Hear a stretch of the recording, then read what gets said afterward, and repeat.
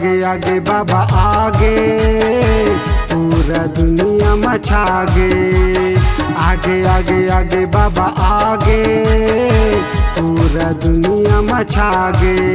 ए सच के बोलैया गिर के रहैया, ज्ञान के देवैया अमृत पानी के पियैया। मारे बच्चिया लजिया के बाबा पूरा दुनिया मचागे। आगे आगे आगे बाबा आगे, पूरा दुनिया मचागे।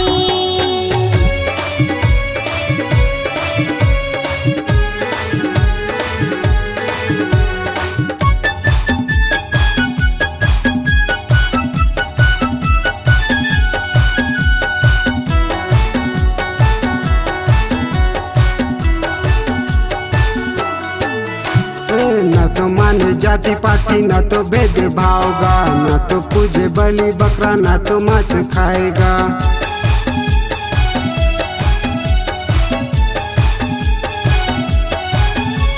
नहीं तो माने जाति पाति, नहीं तो भेद भावगा, नहीं तो पूजे बलि बकरा, नहीं तो मांस खाएगा। 12 गाड़ा लकड़ी ला जला के बाबा गिरपुरी माँ छागे।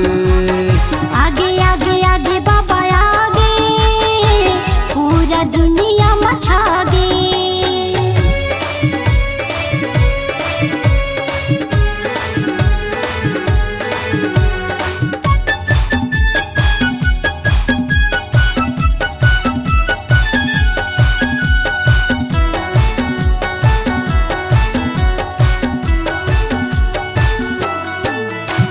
न तो रुपया कौड़ी मांगे, न तो धंधो गानी गा, न तो बेटी बेटा मांगे, न तो रोटी पानी गा।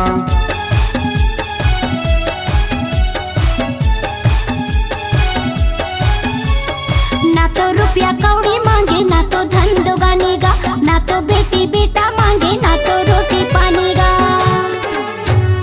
सत्य के अमृत पिया के बाबा पूरा दुनिया मचागे।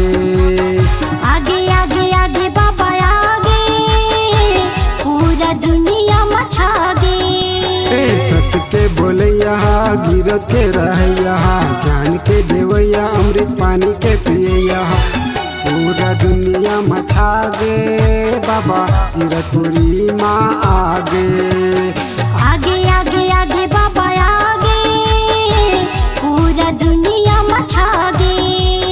आगे आगे आगे बाबा आगे, पूरा दुनिया मचागे। पूरा दुनिया मचागे, पूरा दुनिया मचागे।